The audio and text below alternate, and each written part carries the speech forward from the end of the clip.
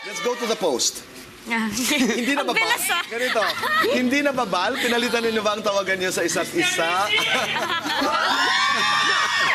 Kwento. No, kasi mahilig ako yung pag walang ginagawa or traffic. Actually, ginawa ko habang nagpapaderma ko kahapon. Tapos yung wala akong magawa, mahilig ako tumingin ng pictures. Tapos naalala ko, ang dami namin yung magagandang pictures pa na di ko pinapost.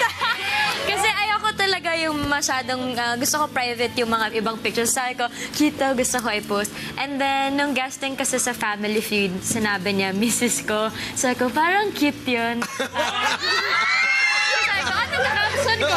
Simple lang, sinabi ko, Mr. ko. Tapos yung alien, feeling ko siya yung alien. Kaya may alien na emoticon. Pero gusto ko, kasi sa movie, yan yung tawagan namin, Mrs. ko, Mr. ko, na nagustuhan ko siya. So, Get it. kaya yun yung caption. Yun So, lang. isasantabi naman natin yung bal. Mr. Doon, Mrs. doon pa rin andyan yung pa rin bal. yun. Yun, Okay. doon pa rin.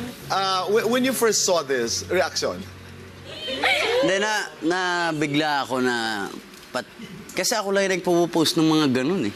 At saka sa Family Feud, ikaw ang nagsabi, di ba? Yes, yes. Eh, syempre, nakakatuwa naman. At least Ay, hindi. Joke lang.